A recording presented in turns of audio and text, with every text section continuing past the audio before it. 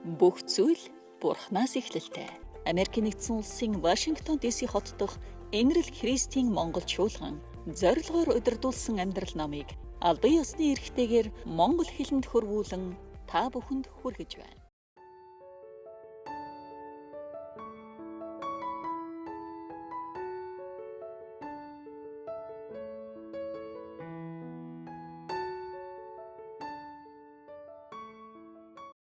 За бид нар зорилгоор удирдуулсан амьдрал гэдэг ном үзэж байна. Өнөөдөр 11-р бүлэг. За бид нар энэ хичээл дээрээс хүний амьдралын зорилго тийм ээ. Одоо бид нар юуны төлөө амьдарч байгаа вэ? Бидний өөрсдийн амьдралын утга учирыг олох тухайд бид нар суралцж байгаа. За тэгээд энэ номон дээрээс ерөөсөө бид нар одоо ингээ хүний амьдралд бол 5 зорилго байгаа гэсэн. Тэгээд нэгдүгээрт одоо хамгийн нэгдүгээрт биднэрт өгөгдсөн зорилго буюу бид нар энэ одоо ертөнцид амьдрахдаа бидний хийх ёстой зүйлс юу вэ гэвэл Бурхантай байнгын харилцаатай байж амьдрах нь одоо бидний энэ ертөнцийн амьдрахдаа хийх ёстой хамгийн ихний зүйл юм аа, тийм ээ. Бидний суралцсанчлан одоо хүн нэг бүрийг Бурхан энэ ертөнцид амьдруулахаар энэ ертөнцийн суурийг тавхаас өмнө төлөвлөсөн тийм ээ. Та бидний нэгэн ч энэ ертөнцид санамсаргүйгээр мэдлээгүй тийм ээ. Бидний хүн нэг бүрийг Бурхан төлөвлөж байгаад энэ ертөнцид авчирсан. Тэгээ хүн нэг бүр яг өөртөө харилцаатай байлгах нь Бурханы хүсэл юм аа гэсэн. Тэгэхээр одоо бидний ямар ч хүний энэ ертөнцид амьдрахдаа үйлдэх ёстой хамгийн түрүүчийн зүйл бол Бурхантай байнга харилцаатай байж амьдрах, суралцах. Одоо байнга харилцаатай байж амьдрах нь бидний энэ ертөнцид энэ дэлхий дээр амьдрахдаа одоо үйлдэх ёстой хамгийн нэгдүгээр зүйл юм аа гэж суралцж байгаа тийм ээ. Тэгээд за бид нар одоо энэ хичээлийн турш олонтаа ярьж байгаа тийм ээ.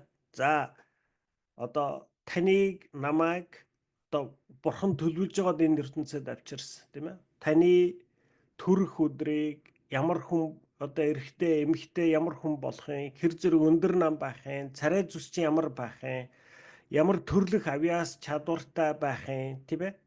Таны төрлөх онцлогуудыг тийм ээ. Тэгээ таны ээж аав чи ямар хүн байх юм, ах дүүс чи ямар хүн байх юм, ямар цаг үед амьдрах юм, ямар үндэстэн болж, ямар одоо нийгэмд ямар орчинд амьдрах вэ гэдгийг бүгдийг таны оролцоогүйгээр Бурхан сонгож шийдсэн.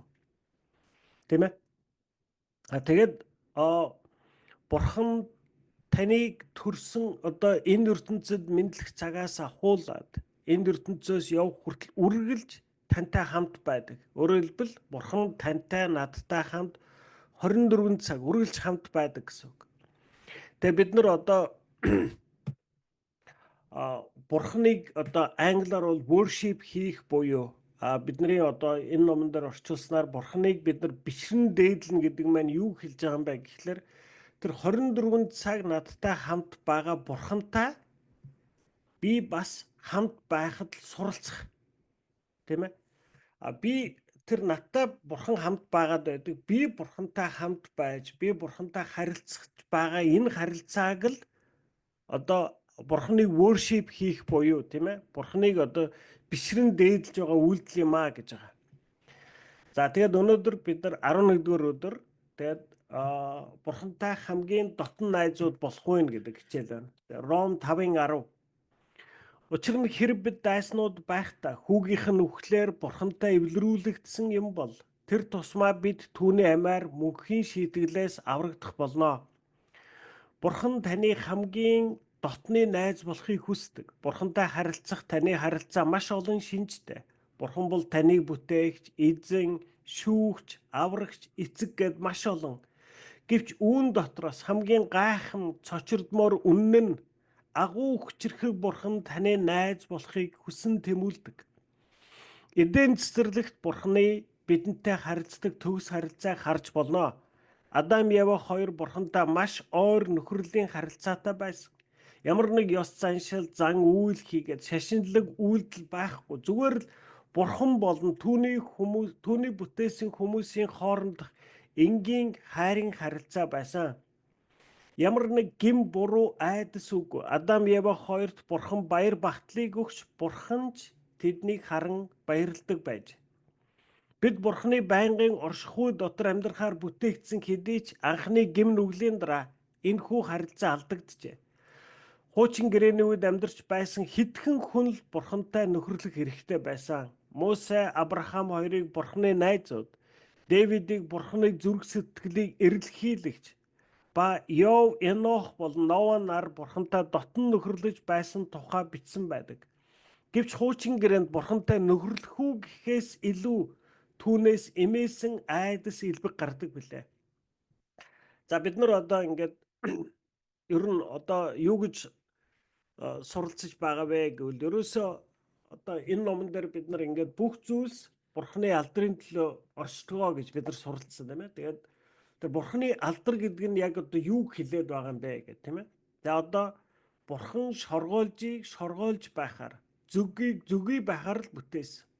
Тэгээд тэр шоргоолж нь яг тэр шоргоолжийн хийдэг зүйлсийг хийгээд зүгийн ч гэсэн яг одоо зүгийн хийдэг зүйлсийг хийж оршиж байгаа нь одоо Бурханы хүслийг биелүүлж байна гэсэн үг. Одоо Бурхан тэр зүгийг яг л одоо ийм зүгий болвол ийм л байх ёстой гэж бүтээсэн. Зүгий яг түүгээрээ байхдаа Бурханы одоо тэр амьтны хувьд тавьсан Бурханы зорилгыг биелүүлж байна гэсэн үг. Тэгвэл одоо бид нар ингээд юу гэж үзсэн бэ гэхээр Бурханы бүх бүтээлүүд дотроос хоёрхан бүтээлэл Бурханы хүслийг биелүүлдэггүй гэж тийм. Хүн Бурханаас салсан тэр тэнгэр элч нар буюу одоо ингээд сатаныг одоо тэр тэнгэр элч нарыг Бурхан ямар байгаасаа гэж хийж юу хийх ёстой, яаж амьдрах ёстой гэж бүтээсэн тэрнийхэн дагуу байха болсон. Тийм ээ? Хүн ч гэсэн адилхан.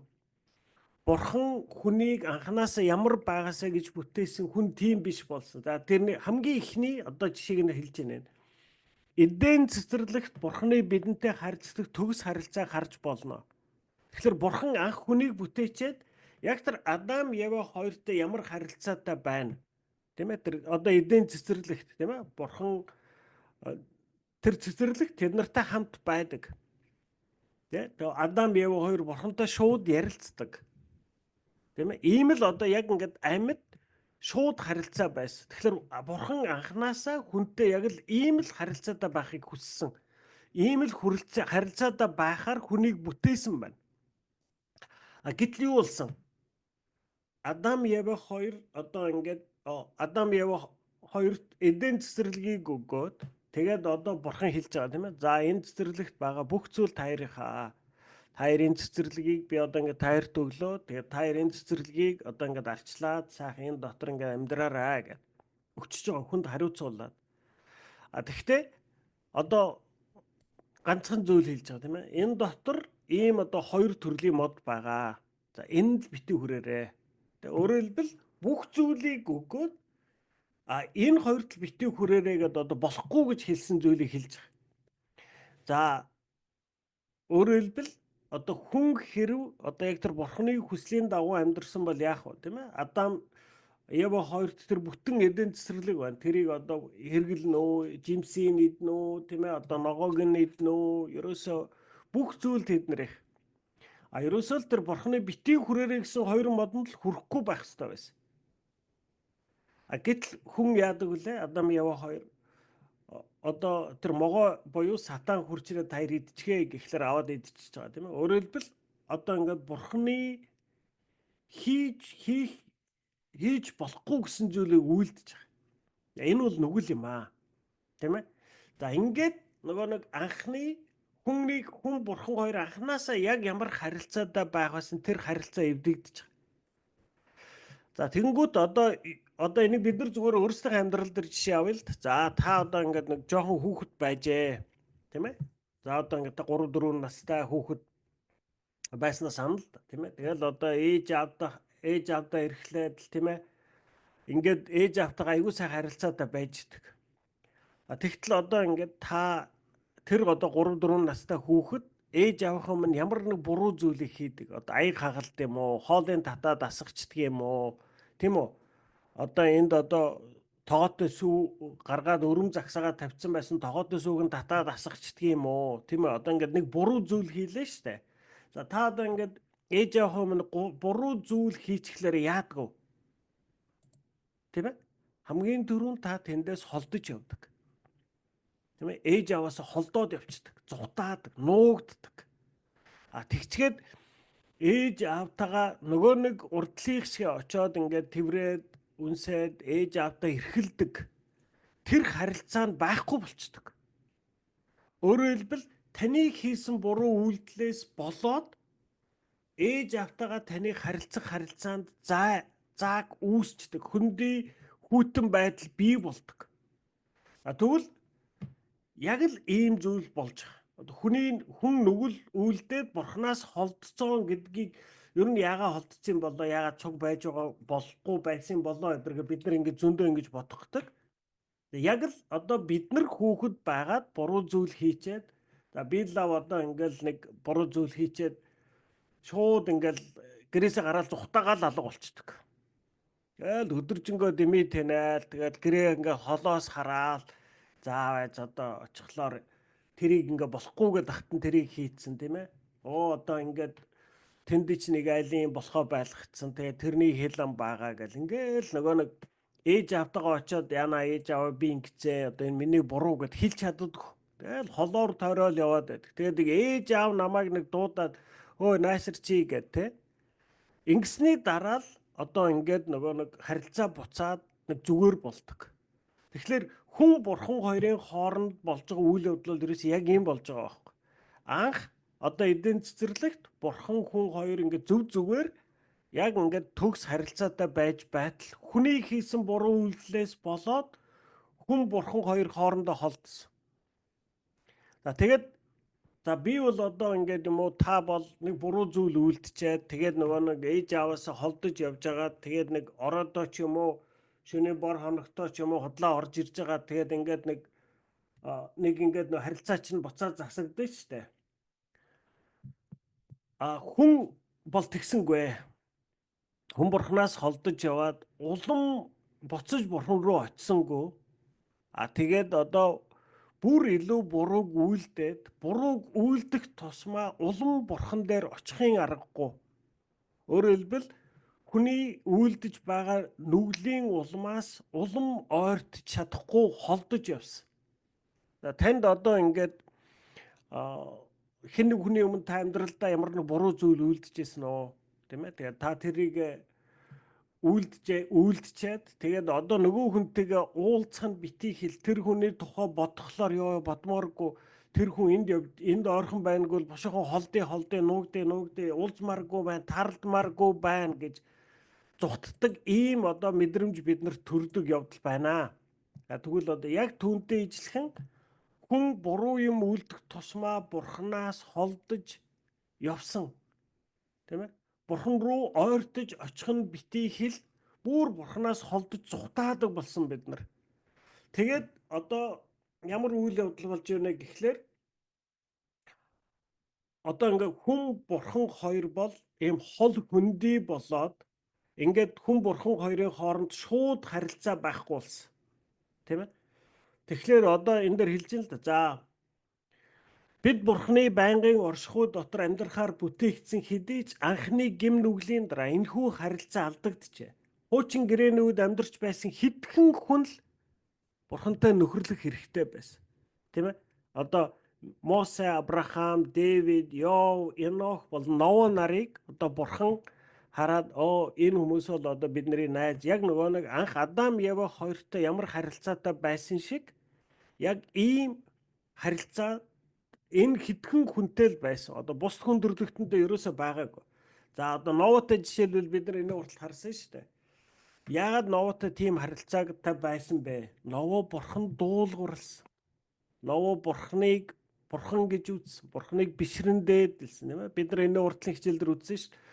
Нова бурханы үгэнд ерөөсөө эргэлзэлгүйгээр дуулуурладаг. Бурханы хэлсэн болгоныг нь ойлгочихсэн, ойлгохгүй ч байсан дагдаг. Тийм ээ.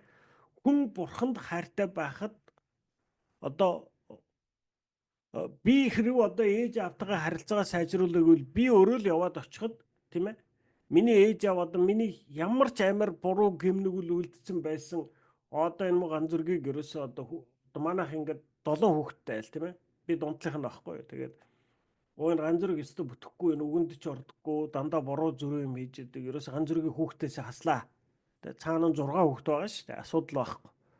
Харин ч одоо тэр нэг хоолны сав те нэг хэл ам тэгээд дээрэс нь баахан зардал хасагдлаа ашиггүй хазны юм. Ерөөсөө ганц зүргийг ингэсэн дээр нэг хүмүүсээ хасчи гэж миний эцэг их хизээч хандахгүй шүү дээ. Миний эцэг их намайг буруу зүйл хийсэн ч надад хайртай, зөв зүйл хийсэн ч надад хайртай. Тэр миний хэн байгаагаас миний эцэг эхийн надад хандах хандлага өөрчлөгддөг. Та нар ч гэсэн тийм биз дээ. Өөрийнхөө хүүхдүүдэд та нар ямар ч байсан хайртай.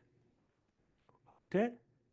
Одоо ингээл заримдаа ингээл бидний нүдээр харуул амар царай муутай хөхт байхад хөө ээж аав нь зүгээр л манай энэ гөмө хөөрхөн шүү гэл ингээл явж идэг үсттэй. Ерөөсө гайн гөмө хөөрхөн хүчүүл гэдэг нь тий. Тэгээд энэ ч одоо жоохон царай муутай л хөхт юм да гэд хэлчмээр хүүхэд байсан ч эцэг ихтэй дэж харагддаг тийм ээ. Тэгэхээр өөрөөр хэлбэл таны эцэг эхийн хувьд хүүхдэд хайрлах хайр чинь хүүхдээс чинь хамаардаг. Яг түүнтэй ижилхэн бурхны биднэрт хайртай хандлага өөрчлөгддөг. Бид нар л одоо эцэг эхээс холдож явдаг. Хийсэн буруу үйлдэлээсээ болж тийм ээ. Одоо манай ээж аав надад лав дургу болцсон ингээд л худлаа үнэ юм зохиож бодоод холдож явна тийм ээ. Тэгээд эцэг эхтэйгээ харилцаа хөндөй болно. Ер нь яг одоо манай Азийн соёлд бол ер нь гэр бүлийн одоо харилцаа бол айгүй гүн гүнзгий. Ер нь манай одоо Азийн соёл бол ер нь тийм гэр бүл дээр их үндэслэлсэн харилцаатай. Ер нь энэ Америкт би анх ирчээд тэгээд энэ Америкийн амьдралыг хараад тэгээд Америкийн кинонууд үзэж байгаад ингээд айгүй гайхдаг.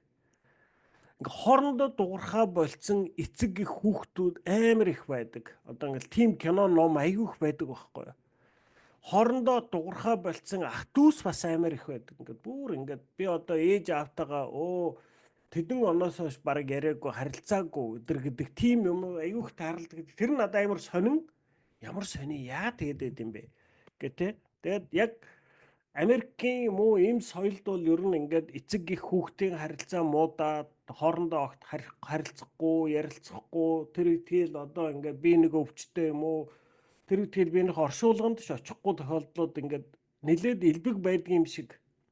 Ингээд кино номон дээрээс харах энэ гэр бүлийн харилцаа харахад бидний хувьд бол их ондоо бид нар одоо ингээд нэг Аз соёлтой тэгээ бид нар гэр бүл их тойрсон харилцаан дээр үндэслэсэн байдаг. Тэгэхээр өөрөөр хэлбэл одоо бурхан хүн хоёрын хоорондын харилцаа бол яг л ингэж эвдэгдсэн. Тэгээд одоо энэ дээр хэлсэн тийм ээ. Хуучин гэрээнд бурхантай нөхөрлөхгүй гэхээсээ илүү түүнээс имээсэн айдас элбэг гардаг. Тийм ээ. Яагаад хүн бурханаас айдаг болцсон юм? Яагаад гэвэл бид нар бурууг үйлдсэн учраас тэр буруугаа мэдэж байгаа учраас бид нар ингээ буруугаа өөрөөсөө ухамсартайгаар ухамсарлахгүй байлаа ч гэсэн зүрх сэтгэлээрээ би нэг буруу юм үйлдсэн шүү гэдгийг мэддэг. Тим нөхцөлд айдаг. Та нар одоо эдийн засварлаг дээр тэр эхлэл номын хэсгийг ингээд санджээвэл тийм ээ. Жимснээс авч идчихэл тэгэл тэр нөгөө нэг эдийн засварлаг дундуур бурхны алхаж явааг сонсонгуудаа Адам Ев хоёр нуугдчихж байгаа. Одоо нөгөө бурхны өмнө ингээд гарч ирэхгүй бурхантай уулзахгүй бурхнаас шууд нуугдчихж байгаа байхгүй. Тэ? Яагаад гэж нуугдчихж байгаа? Яагаад гэвэл буруутай мэдрэмж нь тэр бурхан дээр тэр хоёрыг яваад очиход садаа болж тийм ээ. Би эцэг эхийнхээ өмнө нэг буруу юм хийчихвэл би ээж авдар очихгүй холдож зүхтааж яваад байж тээ нүдэнд нь харагдахгүй тэгж жагаад нэг ээж авыг дуудуулал очно гэхээс өөрөө шууд гүгээд очиж чадахгүй байж тээ. Тэгэд энэ буруутай мэдрэмж хүний үйлдэлсэн энэ гим нүгэл гэдэг бол үнэхээр энэ зөвхт бурханаас хүмүүсийг холдуулсан юм аа. За цааш нь Харин Есүс энэ байдлыг өөрчилсөн. Түүнийг бидний гэм нүглийн төлөөс болон загалмайд цовдлуулахад хүмүүсийн Бурханаас салсныг бэлэгдсэн сүмийн хүшиг дээрээс доош цуу татагдан бидний Бурхантай харилцах шууд харилцаа дахин нээгдсэнийг харуулсан. Хуучин гэрээний үед номлогч нар Бурхантай уулзахын тулд олон цагийн турш бэлтгэдэг байсан бол одоо бид Бурханд хүссэн үедээ хандах боломжтой. Энэ тухай Библиэд Ром 5:11-т Эзэн Есүс биднийг Бурхантай найз болгохоор хийсэн үйлсийн улмаас бид одоо Бурхантай харилцах гайхамшигт шинэ харилцаатай болсондоо баярладаг гэсэн. Зөвхөн Бурханы нэгүүлсэл хийгээд Есүсийн золиосноос болж бид Бурхантай нөхөрлөх боломжтой болсон. 2-р Коринт 5:18-д биднийг дайсан нь байхад Христээр дамжуулан найзаа болгосон нь Бурхан өөрөө юм гэсэн. Эртний магтан донд Есүс дотор ямар гайхамшигт найз бидэнд байна вэ хэмээн дуулдаг бол үнэн хэрэгтээ Бурхан биднийг эцэг хүү ариун сүнс гэсэн ариун гурвалтай найзлан нөхөрлөхийг урьж байна. Энэ тухай Есүс Иохан 15:15 би та нарыг боолууд хэмээн ахиж дуудахгүй. Учир нь эзнийхээ юу хийж байгааг боол мэддэггүй юм. Харин би та нарыг анд нөхөд хэмээн дуудав. Учир нь би эцгээсээ сонссон бүхнээ та нарт мэдүүлсэн билээ хэмээн хэлжээ. Энэхүү ишлэл дэх найз гэдэг үг нь зүгээр л нэг танилын бус харин хамгийн дотн итгэмжит харилцаа хэлж байна. Яг энэ үгийг хурмын гэрч хааны ойрын хүрээний дотны итгэлт найзуудыг дүрслэхэд хэрэгэлдэг юм а. Хаадын өргөөнд зарц боолууд нь хаанаасаа холхон бүхийн зогсдог бол хааны ойрын хүрээний итгэлт найзууд нь хаантай ойр байж шууд харьцан нууц зүйлсүүдийг нь мэддэг. Бурхан тантай ойр байж дотн нөхөрлөхийг хүсдэг гэдгийг ойлгоход бэрх хэдий ч Библиэд Гитлэл 10:34-14 Бурхан тантай харилцах харилцааг халуун сэтгэлээр хүсдэг хэмээн бичжээ. Бурхан биднийг өөрийг нь гүн гүнзгий ойр таньж мэдээсэй хэмээн хүсдэг. Биднийг өөрийнхөө дотны найз болгохын тулд тэрээр орчлон ертөнцийг бүтээж түүхийг хөтлөн бидний амьдралын нарийн ширээнийг хөтлөн төлөвлөдөг. Библиэд Үйлс 17:26-аас 27-д Бурхан хүн төрлөختнийг тэдний амьдрахын ертөнцийг бүтээж бидэнд амьдрах их орон зай цаг хугацааг өгөхдөө биднийг харанхуйд төөрч бүдчин явах биш харин түүнийг хайж олохыг л хүссэн юм хэмээн бичжээ. Бурханыг таньж мэдэх, түүнийг хайрлах нь хамгийн том онцгой эрх бөгөөд өөрийгөө таниулж хайрлуулах нь ч Бурханд тааламжтай ажээ. Бурхан энэ тухай Иремья номын 9:24-д хэрв хэн нэгэн сайрахыг хүсвээс тэд намайг мэдэж ойлгодог гэдгээрээ сайрхаг. Учир нь эдгээр зүйлс нь надад тааламжит гэжээ. Бүхнийг чадагч үл үзэгдэх төгс Бурхан хязгаарлагдмал гэм нүгэлтэй хүн хоёр хэрхэн хамгийн сайн найзууд болж дотны харилцаа үүсэхийг төсөөлөхөд бэрх эзэн зарц бүтээгч бүтээл болон эцэг хүүгийн харилцааг ойлгох нь илүү хялбар. Харин Бурхан намайг найзаагаа болгохыг хүсэж байна гэдгийг юу гэж ойлгох вэ? Библиэд дэх Бурханы найзуудын амьдралаас Бурхантай нөхөрлөхүүн 6 нууцыг суралцж болно. Энэхүү бүлэгт 2 нууцыг үзэж, дараагийн бүлэгт үлдсэн 4 нууцыг мэдэж авах болно гэж. За одоо ингээд бид нар яалаа. За эдийн цэцэрлэгт бол ерөөсөө одоо Адам Евэ хоёрын Бурхантай харилцаж байгаа харилцаа бол яг нөгөө Бурхан анханасаа хүн Бурхан хоёрын хоорондын харилцааг ямар байхыг хүссэн яг тэр харилцаа байсан. За гэтэл одоо хүний үлдсэн нүглээс болоод энэ харилцаа эвдэрсэн. Тэгээд энэ бид нар Бурхантай ойр биш хол болсон. Ингээд ойр биш хол болохоор Бурхан одоо Израильчуудад өөртөө харилцахын тулд тэр одоо нэг ёсондоо лам нарыг томилж өгсөн тийм ээ. Тэр лам нар буюу тэр одоо Левай хүмүүс бол яадаг вэ гэхлээр ард түмний өмнөөс Бурхантай харилцаж өгдөг. Тэгээд тэр одоо Бурхантай харилцахын тулд маш их олон ёс журмыг үйлдэж байж Бурханд ойртож очдог. Өөрийгөө ингээд усанд орно, цэвэрлэн аливаа янз бүрийн харилцаанд орохгүйгээр өөрийгөө ингээд бэлтгэгээд Бурханы өмнө өөрийгөө цэвэр ариунаар авч очижээж сая бурхантай харилцдаг. Ийм одоо ёс жайгууд байсан. За тэгээд энэ үеийн ёс жайгуудын одоо хүмүүсийн цаашаа ингээд авч яваад бүр их одоо олон янз болгосон зүйлсийг бид нар зүгээр л захын католик сүмд ороод харах юм бол харж болно. Тэ одоо католик сүм гэдэг чинь ерөөсөө хүн бурхан хоёрын завсар холбож өгдөг.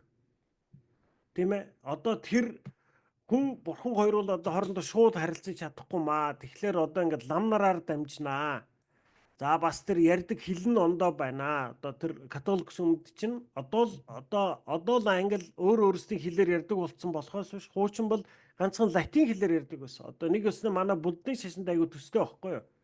Буддын шашинд чинь хүн бурхан хоёрын хооронд ламнар байдаг. Тэгээ ламнар зуучилж харилцааг нь одоо хангаж өгдөг. Тэгээд бас харилцдаг хэл нь одоо ингээд төвд хэлээр дамжиж харилцаж байна тийм үү. Тэгвэл одоо 10-р зууны үед ерөөсөө католик сүм гэдэг бол яг л ийм л зүйл байсан. Хүн бурхан хоёрын хооронд ламнар нь холбож өгдөг. Ярьдаг хэл нь латин хэл. Тэгээд жирийн хүмүүс латин хэл мэдэхгүй шүү дээ. Ерөөсөө тэр Ромын үеэс хойш бол ер нь тэр латин хэл гэдэг хэл хэрэглэгдэхэж болсон.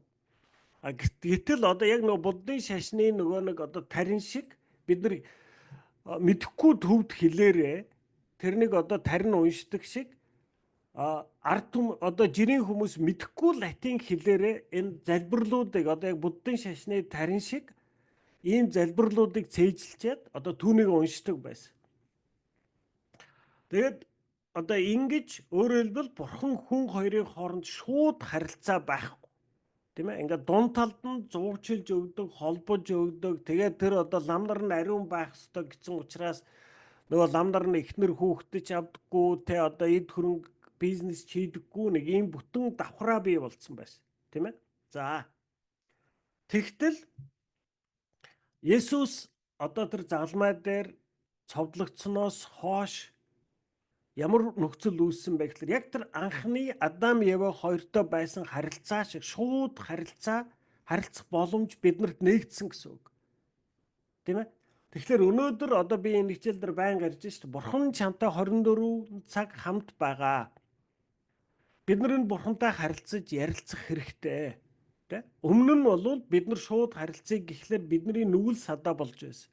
Гэтэл өнөөдөр Есүсийн загалмайд өргөсөн энэ өргөлөөс болоод бид нар одоо өнөөдөр бурханы нүдэнд гимгүй одоо яг тэр Адам Ява хоёрын гим нүгэл үлдэхээс өмнө бурханы нүдэнд яаж харагддаг те тэгээд бурхан тэднэртэй шууд харилцаатай байсан шиг биднэрт ийм шууд харилцаа нээгдсэн гэсэн үг.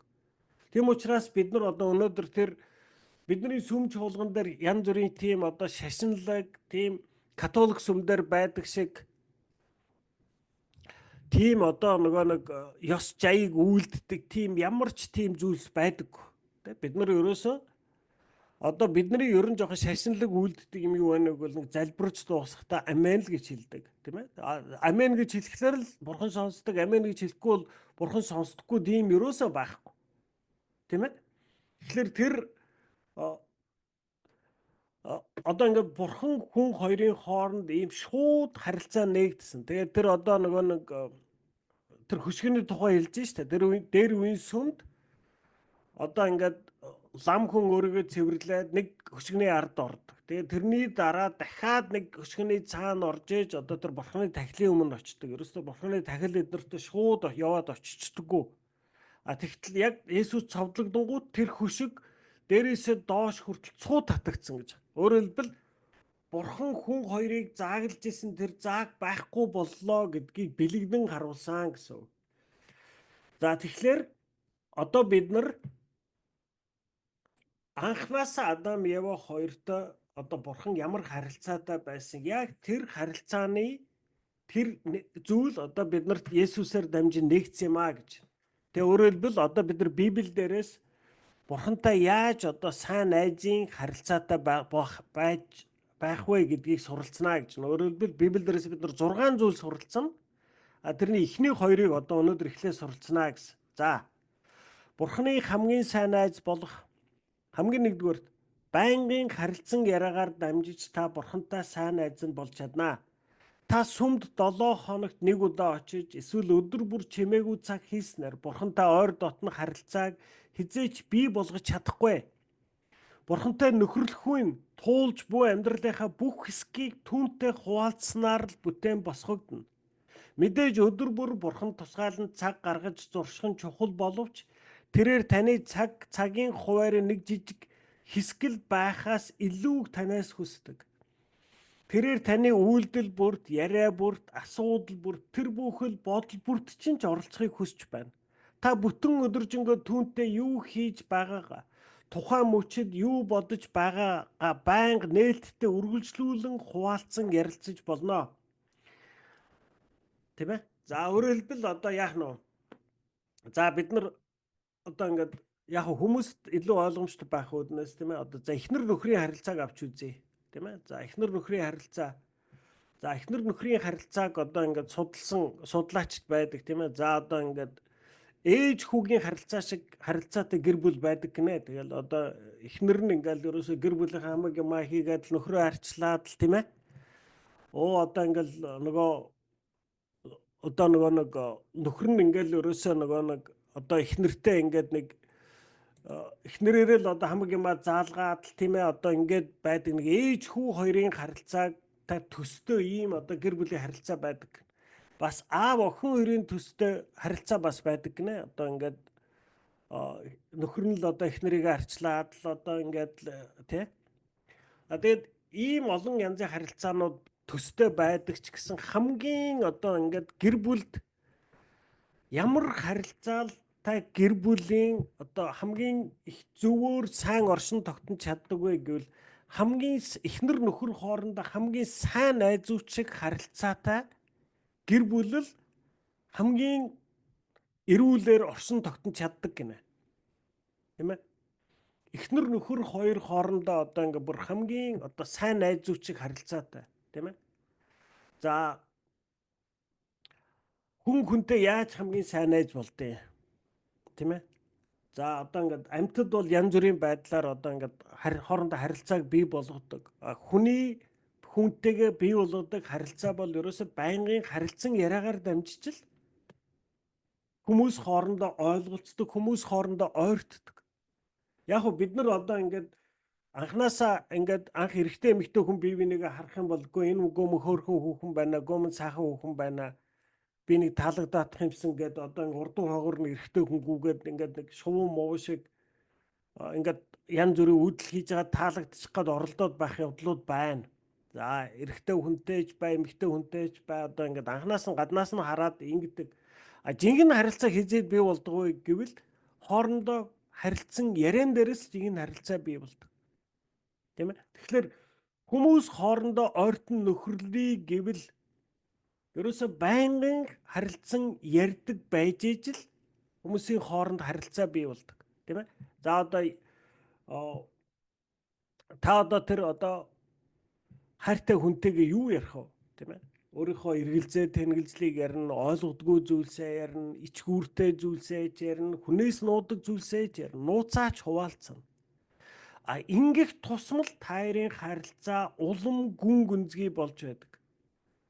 Бид нар танихгүй хүмүүст бол ерөөсөө өөрийнхөө мууг харуулахгүй гээд бид нар танихгүй хүмүүсийн өмнө бид нар дандаа өөрсдийгөө би зүгээр надад ямар ч асуудал байхгүй, би энийг мэдж байгаа, би энийг ойлгож байгаа гэдээ өөрийгөө айгүй сайнаар харуулах гэж хичээдэг.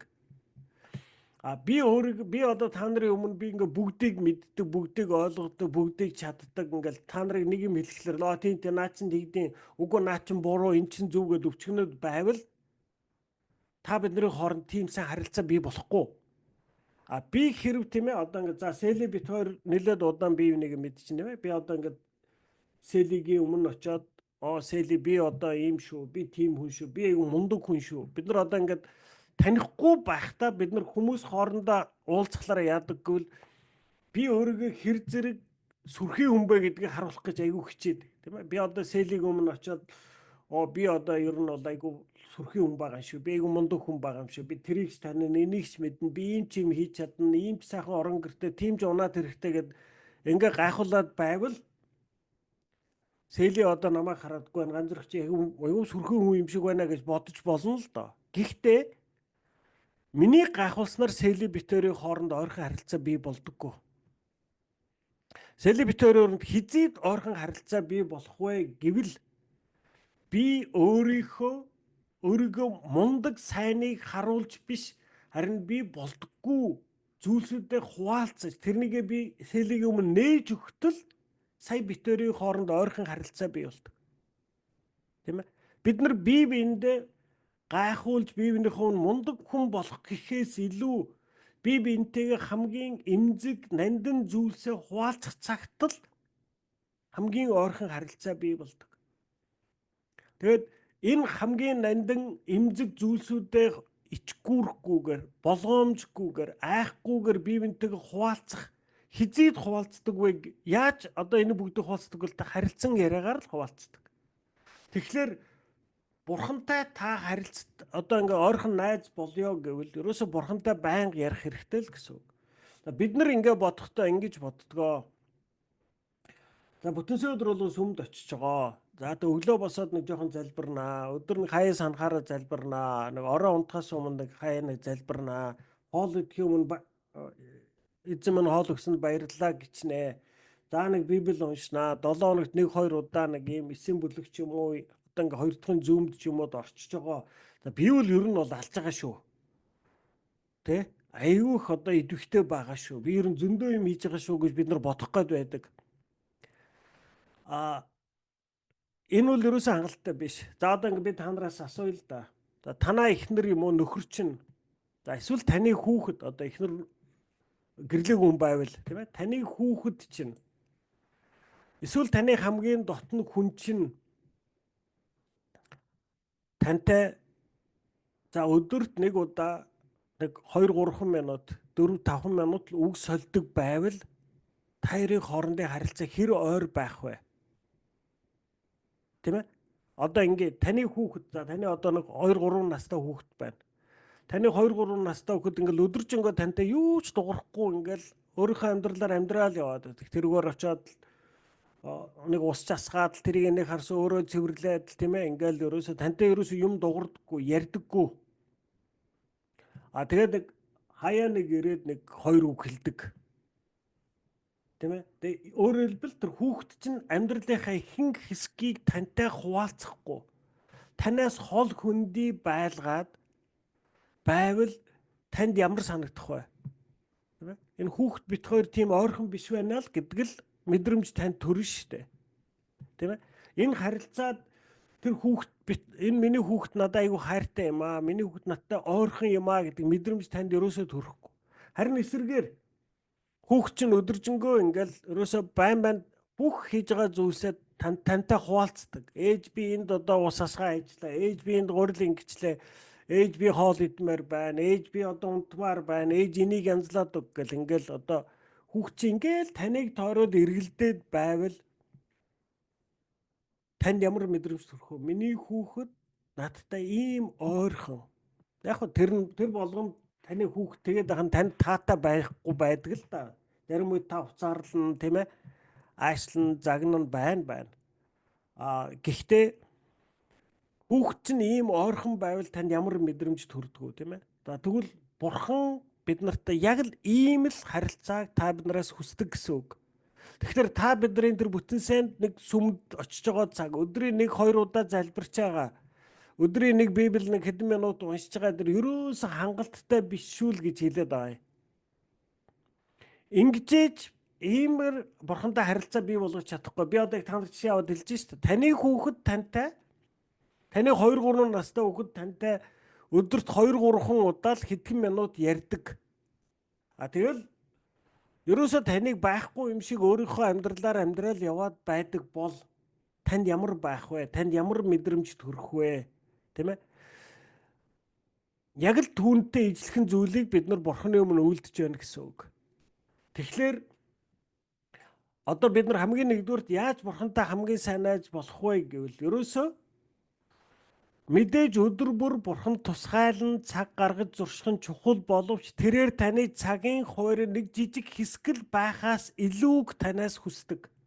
Тэрээр таны үйлдэл бүрт, яриа бүрт, асуудал бүрт, тэр бүхэл бодол бүрт чинь ч оролцохыг хүсэж байна. Та бүтэн өдржингөө түүнтэй юу хийж байгаагаа, тухайн мөчид юу бодож байгаагаа байнга нээлттэй үргэлжлүүлэн хуваалцаж ярилцаж болно. Тасралтгүйгээр залбирах гэдэг нь та дэлгүүр хийсэх, жолоо барих, ажиллах болон бусд өдөр тутмын ажлаа хийж байхдаа ч Бурхантай ярилцсаар байхыг хэлнэ. Ихэнх тохиолдолд хүмүүс Бурхантай хамт байхыг түүнтэй хоёулахнаа хамт байх хэмээн буруу ойлгодог. Мэдээж Есүс шиг Бурхантай хоёулахнаа байх цаг гаргах хэрэгтэй боловч энэ нь таны бүтэн өдрийн өчүүхэн хэсгэл юм а.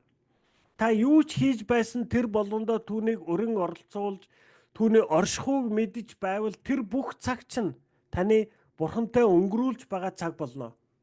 Practicing the presence of God хэмээх ном бол Бурхантай тасралтгүй хэрхэн харилцах тухай заасан сонгодог ном. Энэ номыг 17 дугаар зууны үед Францын нэгэн сүмд тогооч хийж байсан бидний итгэлийн ах Лоренс бичжээ. Лоренс ах хоол хийх, аяг угаах зэрэг хамгийн энгийн жижиг ажлуудыг ч Бурханыг магтах, түүнтэй хамт байх цаг болгон өөрчилж болох тухай бичсэн юм а. Бурхантай нөхөрлөхийн гол түлхүүр нь хийж байгаа зүйлээ өөрчлөх бус, харин хийж байгаа зүйлстэй хандах хандлагаа л өөрчлөхөд оршин хэмээн тэр хэлжээ. Өөрөөр хэлбэл хоол идэх, усанд орох, ажиллах, амрах тэр бүхэл хог шороо цэвэрлэх зэрэг өөрийнхөө төлөө хийдэг.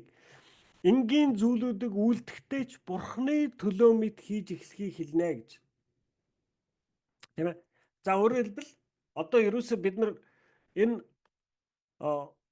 Бурханыг worship хийнэ гэдэг маань юу вэ гэдгийг одоо бид нар дахин хэлээд байгаа шүү дээ. За Бурханыг worship хийнэ буюу Бурханыг одоо бишрэн дээдлэн гэдэг чи юу юм бэ гэхээр тэрт хүссэн хүсээгүй Бурхан надтай 24 цаг хамт байж байгаа. Бурхан миний юу бодож байгааг харж байгаа, мэдж байгаа, миний юу хийж байгааг ч нүдэрээ харж байгаа. Бурхан надтай яг үргэлж 24 цаг хамт байж байгаа. Би л Бурхантай хамт байж суралцж байгаа нь. Би өөрөө Бурхантай хамт байгаад би тэр надтай хамт байгаа Бурхантай хамт байгаад түүний байгааг хараад мэдээд түүнтэй ярилцах нь л бидний одоо Бурханыг worship хийх буюу Бурханыг одоо Бурханд шүтэн, Бурханд мөргөн гэдэг бол ерөөсөө үнийг л хэлээд байгаа. Тэ? Миний мэдж байгаа мэдэхгүйгээс үл хамааран надтай 24 цаг хамт байгаа Бурхантай л хамт байх нь л байж байгаа энэ үйлдэлийг л Бурханыг worship хийнэ гэж хэлж байгаа. Тийм ээ? Тэгэхээр одоо та өөрийгөө ингээл бодолтой. Одоо ингээл за орчин үед ингээд ерөөсө дэлгүүр хоршоо, гудамж талбай хаа сайгүй дүүрэн ингээд камерууд бий болсон. Та нар хэрэг гэмт хэрэгтэй кино үзүүл ерөөсө ингээл нэг үйл явдал болонгууд аль ойр хавийн камеруудын шалгаатах гээл. За одоо ингээд сүүлийн үеийн машинууд ч камертай болсон. Тэгэл тэр авийн камеруудыг шалгаад тэр хүн тэдэн цагт эндээс гарсан байна, энэ явж гин гэл ингээл бүх зүйлийг гаргаад ирдэг. Одоо ингээд тагнуултай кино мань үзчихсэн тэгж байгаа байхгүй. Ерөөсөө одоо ингээд тэр хүнийг хайнаа гэл тэгэхэд ерөөсөө одоо ингээд таны зургийг аваад компьютерт таниулаад тэгэл тэр компьютер нь ерөөсөө ингээд Америк даяар байгаа гудамж талбай одоо ингээд банкны ерөөсөө ингээд бүх байгаа газрын камерууд доторх бичлэг дотроос яг таны царайтай төстөө яг тэр таны царайг л тэрэн дотроос хайдаг. Өөрөөр хэлбэл одоо хичнээн сая бичлэг дотроос л таны царайг л олж таньж байгаа байхгүй. Тэгэхээр өөрөөр хэлбэл бид нар хүссэн хүсээгүй бид нар өөрсдөө мэдсэн ч мдээгүй ч та үргэлж таныг аль нэг газар та нэг камерын дуранд өртөөд л байна гэсэн үг байхгүй. Тэгэхээр та үүнийг мэдэж эхлэвэл тийм ээ та үүнийг мэдж л амьдрахыг л хэлээд байгаа. Өөрөөр хэлбэл та одоо өөрийгөө ерөөсөө үргэлж камерын дор байгаа. Одоо өөрөөр хэлбэл Бурхан таныг ингээд үргэлж яг харж байгаа. Яг тантай хамт байгаа гэдгийг л бид нар нэгдүгürt ухамсарлаж ойлгох хэрэгтэй. Хоёрдугаар яг тэр Бурхантай хамт алхаж амьдрчил сурах гэдэг. Тийм ээ? Та хоол идэхдээ ч гэсэн эзэн минь танд талархлаа гэж болно. Та ажиллаа хийж байхад Бурхан таныг яг ажиллаа хийгээд явж байгааг харж л байгаа. Бурхан таныг унтж байхад яг таныг хажууд чинь хараад байж л байгаа. Таныг элдв янзаар бодол санаа чи хямрах үед ч гэсэн Бурхан харж л байгаа. Тэр бүгдийг Бурхан таныг Библиэр бичсэн байгаа ш таныг амаа нээгээд залбирхаас өмнө Бурхан таныг юу гоох гэж байгааг мэддэг гэж. Тэгэхээр энэ бурхантай л 24 цаг хамт байж сурах тухай л ярьж байгаа. Тэгэхээр энэ дээр одоо бид нар тэг практикал арга зааж өгч ин л та тийм ээ. Ерөөсөө одоо ингээл чи ерөөсөө бүх хийж байгаа зүйлээ яг бурхны нүдний өмнө бурханд зориулж хийж байгаа юм шиг л хий. Тэ? Итгэгч хүн гэдэг чинь ерөөсөө нөгөө нэг итгэгч хүн болчихлоороо одоо ингээд нөгөө нэг тэр католикийн ламнар шиг ингээд ажил хийхэ болоод эхнэр хүүхдгүү гэр бүлгүй болоод ганцхан ингээд сүмд ингээд өдөр шөнөгөө залбираад сууж байхыг хэлдэггүй. Бид нар итгэгч хүн болоод бид нар яах вэ? Яг л өмнө нь яаж амьдрсан, яг л тэр амьдралаар амьдрна. Ажлаа хийн, хоол ундаа хийн, гэр бүлтэй. Одоо харин хийхдээ хийж байгаа зүйлээ өөрчлөхгүй хийж байгаа зүйлээ харах хараа хандлага л өөрчилж байгаа. Яаж хандлага өөрчилж байгаа гэхээр бурхан намайг 24 цаг харж байгаа. Бурхан намайг 24 цаг харж байгаа юм бол би тэр ажлыг хүний төлөө биш бурханы төлөө хийж байгаа юм шиг хийх хэрэгтэй. Таны хүүхдтэйгээ харилцаж байгаа харилцаа чинь таны хүүхэд таарийн хоорондын харилцаа биш. Энэ бол таны бурхантай харилцаж байгаа л харилцаа. Таны нөхөртөөгөө хүүхдтэйгээ харилцаж байгаа одоо нөхөртөөгөө мө эхнэртэйгээ харилцаж байгаа харилцаа чинь таны ганцхан нөхөртөөгөө эхнэртэйгээ харилцаж байгаа харилцаа биш. Энэ бол бас таны бурхантай харилцаж байгаа л харилцаа гэсэн. Яг л түүний чинь бурхан хөлөнгөөс харж байгаа шүү дээ. Тийм ээ? Таны хүүхэд тийм ээ одоо ингээд найзуудтайгаа харилцаж байгаа харилцаа нь одоо ингээд таны хүүхдтэй л харилцаа мөн үү мөө. Нөгөө талаас таны хүүхдүүдийн найзтайгаа харилцаж байгаа харилцаа чинь таны хүүхдтэйгээ харилцах харилцаа нь шууд нөлөөлдөг тийм ээ. За одоо ингээд манай хүүхд жоохон байсан. Тэгэл найзууд нь ирэн тэгэл би ингээд харж идэг. Манай хүүхэд жоохон бахтаа тэр тоглоом харамлна гэж амар. Айлын ганц хүүхд чи ер нь тийм болд юм байл. Тоглоомоо харамлаад л нөгөө найз нь нэрэл тоглоомоо авахлаар тэрийг цаашаа авч хурааж мураагаал тий. Тэгэл ингээл хөндлөнгөөс харуул манай хүүхэд найзтайгаа л харилцаад байгаа шүү дээ. Надаа харахад болвол би хүүхдээ хараад яана миний хүүхэд тий. Миний хүүхэд айгу мохоо харамж болж байна. Одоо яана тийм ээ. Өөрөөр хэлбэл миний хүүхдийн найзтайгаа харилцаж байгаа харилцаа бол миний хүүхдтэйгээ харилцах харилцаатай шууд хамааралтай байна. Тийм ээ. Эсвэл таны одоо миний хүүхэд тийм ээ ингээд найздаа туслаад тийм ээ одоо ингээд саяхан нэг удаа байжсэн шүн шахуу гараад явчлаа. Тэгээд миний хүү хайцсан гэдгсэн чи манай найз ингээд сэтгэл нь хямраад тэгээд ингээд гадаа сууж би очиод ингээд хамт яваад жоохон тайвшруулж байгаа дэрлээ гэдэг. Бүр шөнө 2-3 цагт орж ирж байгаа. Тэгээд би тэрийг хараад штэ миний хүү. Тэ? Өөрөөр хэлбэл миний хүүхдийн нэгж бүх харилцаа нь аж хичээлээ хэр зэрэг хийж байгаа нь, волейболоо яаж тоглож байгаа нь, хүмүүстэй яаж харилцаж байгаа нь, өрөөгөө яаж авч явж байгаа нь, хувц хунраа хэр арчилж байгаа нь, ус цасанд хэр ойрхон орж байгаа, үс зүсээ хэрхэн янзалж байгаа, хэрхэн хувцалж байгаа. Тийм ээ? Энэ бүгд нь манай хүүхдийн л амьдрал. Гэхдээ тэр хийж байгаа бүх зүйл нь яг үнэндээ миний хүүхдтэйгээ харилцах харилцаатай шууд хамааралтай. Тийм ээ? Таны хүүхд одоо нэг навсаасан хуцсан руу угаадахгүй бол яах вэ? Уг нь бол танай хүүхдийн л асуудал шүү дээ. Гэхдээ эн чинь бас таны хүүхдтэйгээ харилцаж байгаа л харилцаа шүү дээ. Танай хүүхд хувцас айгүй гоё цэвэрхэн хувцлаад хуцнуудаа өрөө мөрөөгөө сайхан цэвэрхэн янзлаад явдаг бол та хараад инэмсэглэн миний хөө овоо сайн байна. Тийм ээ?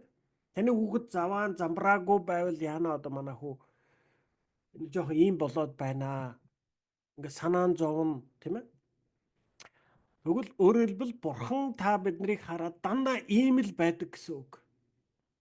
Таны юу ч хийж байгааг бурхан хараад сайн зүйлийг хийвэл бурхан инээмсэглэн баярлна тийм ээ. Буруу муу зүйл хийвэл жоохон толгой сэгсэрнэ, бурханы урам хугарна тийм ээ. Тэгэхээр үүнийг л мэдж амьдрахыг л бурхантай одоо амьдрах амьдрал гэж хэлээд байгаа. Тэ? Тэгээд бурхантай хамт амьдарч сурахад хамгийн түрүүнд бид нар яах нь вэ? Бурхантай байнга ярилцах хэрэгтэй. Тийм ээ? Ер нь бурханы өмнө буруу залбирал гэж ерөөсөө бараг байхгүй. Тийм ээ? Та одоо ингээд бурхан минь би одоо энэ хүнийг ингээд дургу хүрээд байна. Би одоо яах юм бэ? та надад туслаач. Энэ хүн одоо ингээд надад ингэж өөдгүү зан гаргаад, ингэж муухай ааш гаргаад, ингэж надад айгу шудраг бус хандаад байна гэд хэлж болно. Тийм ээ. Бурхан минь би одоо энэ хүнд атаархаад айгу муухай одоо ингээд миний бүр хор шаар хөдлөөд байна гэж хэлж болно. Тийм ээ. Ерөөсө таны хүүхэд тантай ямар ч сэдвээр ярьж болно. Тийм ээ. Харин ч одоо ямар ч сэдвээр ярьсан та одоо ингээд хүүхэд чинь зөвхөн таны сонсмоор юмыг тантай яриад бус зүйлсээ танаас нуудаг байвал танд ямар мэдрэмж төрөх вэ? Миний хүүхэд надтай ойрхон биш байна л гэдэг мэдрэмж төрнө шүү дээ.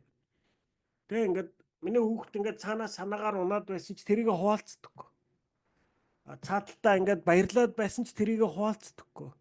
Тэгснээр зүгээр ирээл одоо өглөөний мэнд аваа орой сайхан амраарай гэж явдаг. Өөрөөр хэлбэл би одоо аавтай нэг ийм л маягаар харилцах ёстой гэдэг харилцаатай амьдралынхаа бус хэсгийг хуваалцахгүй байх нь, түүнийгээ ярилцахгүй байх нь танд ямар мэдрэмж өгөх вэ?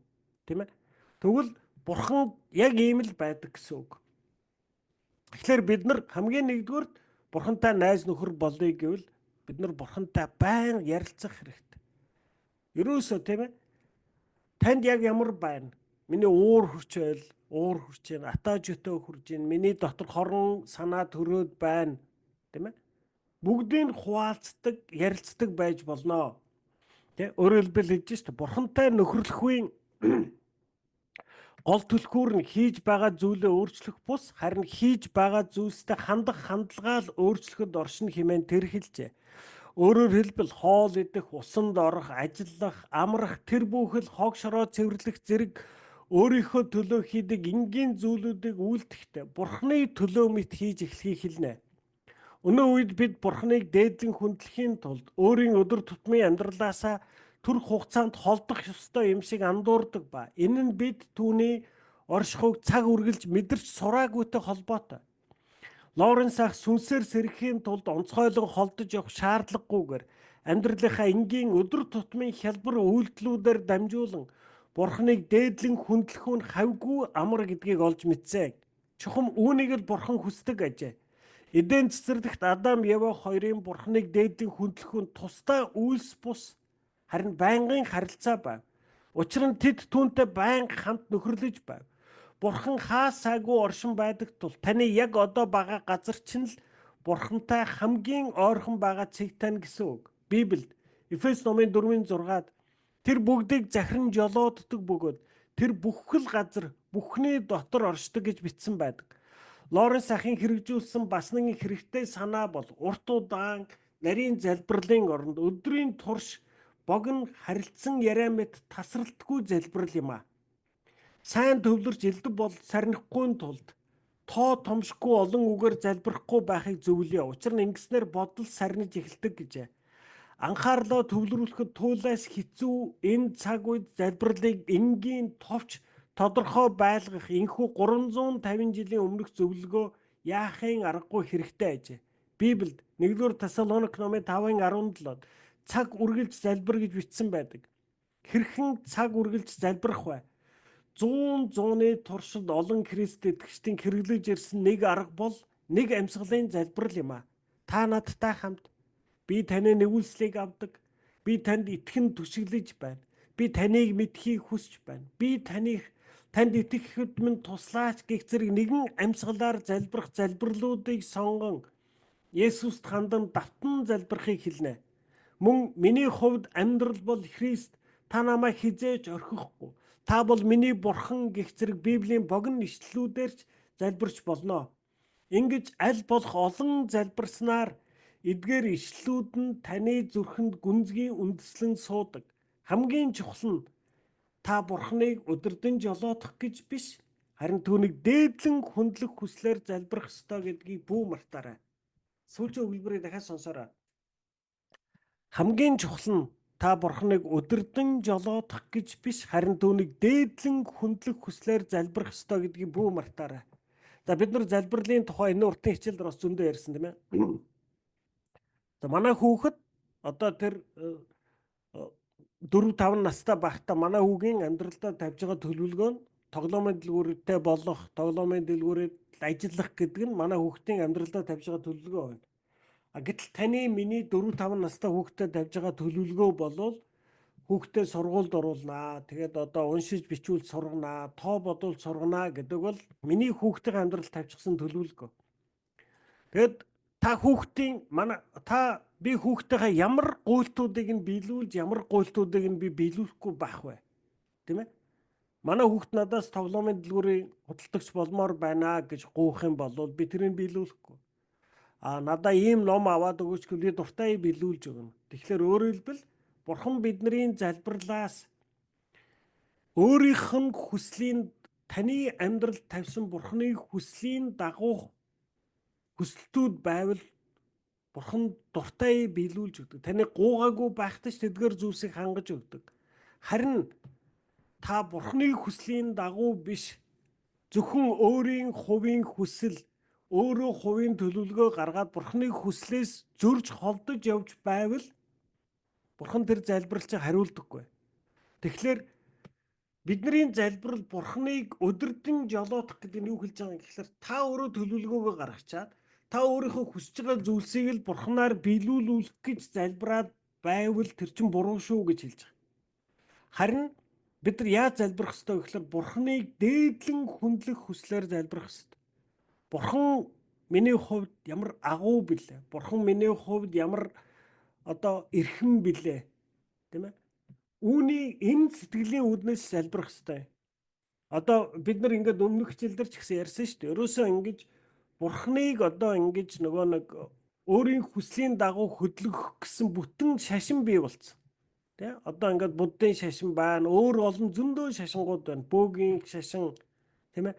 Тэд нар нь яадаг вэ гэхээр та төрүүлээд өөрийнхөө амьдралын хүсэл төлөвлөгөө гаргачихдаг.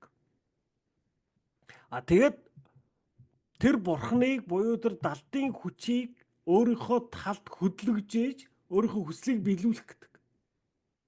Гэтэл Кристиан хүмүүс бид нар өнөөдөр яах вэ гэхээр миний хүсэл нэгдүгээрт биш Бурханы хүсэл нэгдүгээрт. Тэгэхээр би өнөөдрийнхөө амьдрал дээр зогсоод би ер нь юу хэмээр байгаа юм болоо, ганц зэрэг ер нь яачмаар байгаа юм болоо гэж би өөрийгөө чагнахгүй. Би өнөөдөр өөрийнхөө нөхцөл байдлыг хараад Бурхан намайг энэ дотроос энэ нөхцөл байдлаас юу хийгээсэй гэж хүсэж байгаа. Түүнийг л олж харж түүнийг л үйлдэхийг хүсэх нь Кристиан хүний амьдрал. Бид нар өөрийн хүслийн дагуу Бурханы хүслийг хайж амьдардаг хүмүүс юм аа. Цааш нь Бурханы оршихуйтай байн хамт байх нь та суралцж болох чадвар зуршил юм аа. Хөгжимчин сайхан аяыг хөнгөн тоглохын тулд өдөр бүр давтдаг шиг та өдрийн өөр цагт Бурханы тухай бодоход өөрийгөө хүчлэх хэрэгтэй. Бурханыг үргэлж санах үед та өөрийгөө сургах ёстой. Эхэндээ Бурхан яг энэ цаг мөчид тантай хамт байгаа гэдгийг өөртөө сануулахын тулд сануулга бий болгож болно. Эргэн тойрондоо танд сануулах бяцхан санамжууд бичиж Бурхан яг надтай хамт миний төлөө байна гэх мэт зурвас тавьж болно. Сүмийн лам нарт цаг бүр залбирлын цагийг нь сануулж хонх дугардаг шиг та өөрийн утас болон цагандаа цэрүүлэг тавьж болох юм аа. Та заримдаа Бурханы оршихуйг мэдэрнэ, заримдаа мэдэрдэггүй ч үе байна. Тийм ээ? За өөрөөр хэлбэл та нар ингээд Монголд байдаггүй. За ер нь ингээд энэ барууны орн Кристиан соёлтой орнуудад ирэх юм бол ер нь сүм бол маш их элбэг. Тэгээд сүмүүд ихэнхдээ хонхтой байна. Тэгээд тэр хонх нь яадаг вэ гэхээр ингээд цаг болгон дуурдаг. Тэ? Яг практик хэрэглээ нь юу вэ гэхээр ингээд та хонх дуурангууд түрүүн 3 цаг болж байсан 4 цаг болж байгаа маань цаг мэдэх байхгүй юу? Анхны зорилго нь юу байсан гэхээр цаг болгонд хүмүүс залбирдаг. Тийм ээ? Тэгэхээр өөрөөр хэлбэл яаж вэ? Та ингээд хүний оюун санаа яадаг вэ гэхлээр ер нь бид нар ингээд Бурханд итгээд энэ амьдралд амьдрий гэвэл би ингээд сайхан нэг найзтай ингээд хэлсэн байхгүй. Манай тэр найз айгүй ухаантай хүн. Тэгээ би хэлэхгүй юу. Ерөөсөө бид нар ер нь энэ ертөнцид амьдрий гэвэл бид нар ингээд нэгдүгээр ангиас авахлаад хар мянган болсон болоогүй Эрдэнэ ном сурдгаа. тоо бодоод сурна, одоо ингээл физик, математик, хим, түүх, мөнх одоо ингээл баахан хичээл сурдаг. За тэгээд өнөөдөр ихэнх нь аль хэдийнэ мартцсан. Ер нь бол нэг хэдэн үндсэн ойлгоцол үлддэг. Тэр нөгөө нэг мундаг томьёогоороо тоогоо бодоод л одоо хим мимийн урвалын учир олоод л тэр юмнууд байхгүй шүү дээ. Тэр аль хэдийн мартсан. Ерөнхийн нэг хэдэн ийм үндсэн ойлгоц мэдлэг л бидний толгойд үлдсэн. Тэгэд ийм олон дэмий балаа те ингээ хэрэгтэй хэрэггүй юм сурж байхын оронд ер нь бид нар энэ ертөнцид хэрхэн амьдрах вэ гэдэгт ер нь суралцах хэрэгтэй юм байжээ гэж би одоо ингээ найздаа хэлсэн байхгүй. Ер нь бол бид нар тэр амьдрч сурах гэдэг ийм нэг одоо үндсэн ойлгоц өгдөг зүйлс биднэрт үнэхээр хэрэгтэй юм байна. Тэгээд энэ ертөнцид амьдрч сурья гэвэл одоо миний туршлага бол юу байна гэхэлэр хамгийн нэгдүгээр өөрийгөө л мэдэх ёстой юм байна. Өөрийгөө л таньж мэдэх ёстой юм байна. За бид нар ихэнхдээ яадаг гэвэл өөрсдөө мэддэггүй. Тэгээ бид нар өөрсдөө мэдэхгүй, бид нар өөрсдөө дандаа гойчилж хардаг. Тийм ээ. Тэгээд өөрийнхөө дутагдлыг мэдэхгүй, өөрийнхөө сул талаа мэдэхгүй, өөртөө байгаа элдв янзын гачин одоо элдв тийм гажууд итгээд зангуудаач бид нар мэддэггүй. Тэгээд бид нар өөрөө өөрсдөө дандаа гойчилж хардаг. Тэ? Ер нь би одоо гайгүй сайн хүн байгаа. Би айгүй тайван хүн, би айгүй төвчээртэй хүн, тэ? Миний мэдих би одоо хөндлөнгөөс энэ нэст амар муухай аштай хүн гэж боддог хүн өөрийгөө амар сайхан аштай гэж яриад явж байхыг хардаг. Би ч гэсэн тэгдэг л баг ер нь. Тэ? Би бол ер нь их гайгүй аштай л гэж өөрийгөө боддог. Ер нь бусд хүмүүс ер нь намайг энэ ганцрагч бас ярзаг гэсэн муухай аштай хүн шүү гэж байгаа хүн байж л байгаа баг. Тийм ээ. Тэгэхээр өөрөөр хэлбэл юу хэлж байна гэвэл ер нь энэ ертөнцид амьдрий хүн бай одоо ингээд нэг хүний амьдрал зөв болохыг амьдрий бурхантай ч гэсэн зөв харилцъя гэвэл бидний хамгийн ихэнд ер нь мэдэх ёстой зүйл бол би өөрийгөө л хамгийн сайн мэдэх ёстой юм байна. Тэгэхээр энэ бурхантай харилцаан дээр би одоо энэ одоо ингээд за одоо ингээд бид нар уншиж шүү дээ. За ингээд бурхан надтай 24 цаг хамт байдаг. Би бурхантай 24 цаг хамт байх хэрэгтэй. За ойлгож байна. Яагаад чаддгүй вэ? Тийм ээ. Яагаад чаддгүй вэ? Яагаад тэр сүмийн лам нар цаг болгон хонх дуургаж нэг юм сануулад байгаа юм? Яагаад бид нар тэгж чаддгүй вэ гэхлээр энэ бол ерөөсөө бидний хүний мөн төрхтэй шууд холбоотой. Тийм ээ. Миний оюун санаа яаралтай чухал зүйлдэл хариу үйлдэл үзүүлдэг. Тийм ээ. Миний оюун санаа надад таатай зүйлсийн хойноос хөөцөлдөг. Би таагүй зүйлсээс би зүхтаадаг. Миний оюун санаа маш залхуу. Амархан зүйлийн хойноос хөөцөлдөн ажиллах ёстой бол тэрнээс зайлс хийдэг. Ерөөсөө бидний одоо мөн төрх ингээд хийгдсэн байж байгаа царай нь л энэ. Тийм учраас бид нар бурхныг харахаа болчдөг. Бурхныг мэдхээ болчдөг. Бид нар бурхныг орхиод нэг мэдсэн чинь л ерөөсөө энэ дэх ажил, тэндх хоол, тэнд ч нэг хүнтэй уулзах, энийг ажил баларлаа гэд нэг мэдсэн бурхныг бүр таас мартцсан явждаг. Яагаад вэ? Бидний оюун санаа яаралтай зүйлс, тулгамдсан зүйлстэл реакц үзүүлдэг. Тэгэл яаралтай тулгамдсан зүйлсийг л энэ бол хамгийн чухал юм байна гэд орчуулж хүлээж авал тийшээ хамаг хүч энерги зарцуулцдаг. Нөгөө тал нь хүний оюун санаа ажиллах дурггүй. Тийм ээ? Библи уншин бурхны тухай ямар нэг зүйлийн тухай бодно гэдэг бол энерги зарцуулах болчиход байгаа. Тэгэхээр тэрнээс зайлс хийдэг. Та ингээ өөрийгөө анзаардгүй нэг юм хийх ёстой ш тэгэл бодонгоо за маргааш хийчихье. Яагаад тэгээд байгаа? Яагаад маргааш хийчихье гэдэг? Яг одоо ихэд юу нь болохгүй байгаа. Яг одоо хийх гэхлээр та хүч энерги зарцуулах ажиллах ёстой болчиход байгаа байхгүй. Тэгэнгүүт таны оюун ухаан таныг хуурдаг. Яах юм бэ? Ганцруу маргааш л хийж л да. Ядаргаа. Одоо харин оронд нь амархан ажиллахгүйгээр энерги зарцуулчихгүй байх юу байна? Тэрлүүл бид нар алхдаг. Тэгэхээр өөрөөр хэлбэл миний бурхантай 24 цаг байхад хамгийн том садаа болдог зүйл бол миний өөрийг мөн төрөх байна. Үүнийг би мэдэх юм болвол тийм ээ? Одоо яг тэр сүмийн хонх шиг Өөрөөр хэлбэл цаг тутамд би өөртөө бурхныг сануулж штэ. Тэ? Цаг болгон цаг тутам таны утсан дээр сэрүүлэг дуурахад та юу гэж санах вэ гэвэл ганцэргүй яах ёстой вэ? Бурхан надад 24 цаг байгаа штэ. Би одоо эзэн минь баярлаа ингээд тэ? Би одоо яг энэ зүйлийг хийж байна. Та надад туслаарай. Та надтай хамт байж өгөөрэй. Эзэн минь би таньдаа талархаж байна. Та миний эзэн бурхан. Ерөөсөө тэр нэг сэрүүлэг зогсоод л ийм залбирлаар залбирч болно. Энэ залбирснараа бид нар бурхныг хөдлөх гээд байгаа юм биш. Зүгээр л бурхантай хамт байгаа нь л бурхныг баярлуулна. Таны хүүхэд ингээл завгүй байж болно шүү дээ. Гэр дотроо гүйж явснаа цаг тутам гүйж ирэл ээжээ танд хайртай шүү гэж тэрвчээд аваа танд хайртай шүү гэд аваа баярлаа гэд танд ирээд таныг нэг тэрвчээд явдаг байвал танд ямар байх вэ? Таны хүүхдийн тэр үйлдэл үнэхээр аз жаргалтай болно. Таныг баярлуулна, таныг инээмсэглүүлнэ. За үнийг л бурхныг инээмсэглүүлдэг, баярлуулж байгаа тэр үйлдэлүүдийг л бурхныг worship хийж байгаа л гэж хэлээд байгаа. Тийм ээ? Тэгэхээр бид нар энэ бурхныг-тай 24 цаг 24 цаг надтай хамт байгаа бурхантай 24 цаг өөрөө би хамт байж сурах нь суралцж болох үйлдэл юм аа. Гэхдээ энэ нэг та зүгээр л байгаад ахлаар та эндээ сурахгүй.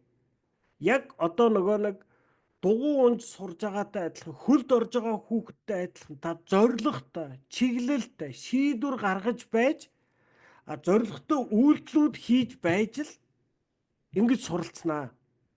Зүгээр л байгаад бахлаар за бурхан тэгж байгаа намайг нэг өөртөө ойртуулчих байх таа гэд суугаад ойртохгүй. Та өөрөө зориулалт гаргах ёстой, шийдвэр гаргах ёстой гэсэн үг. Тийм ээ?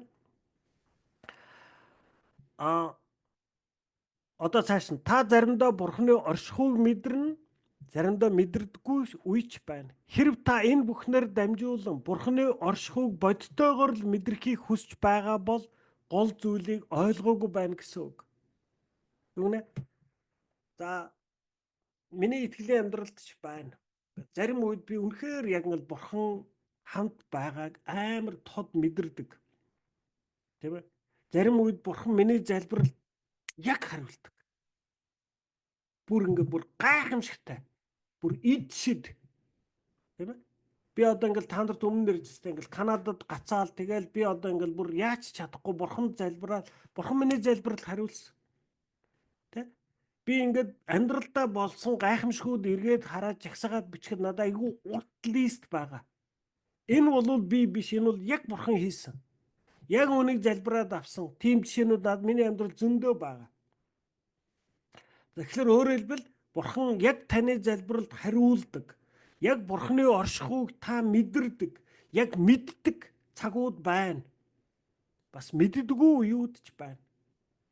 Бурхан залбирлыг чинь сонсохгүй байгаа юм шиг. Бурхан тантай хамт байхгүй байгаа юм шиг өдрүүд ч байна.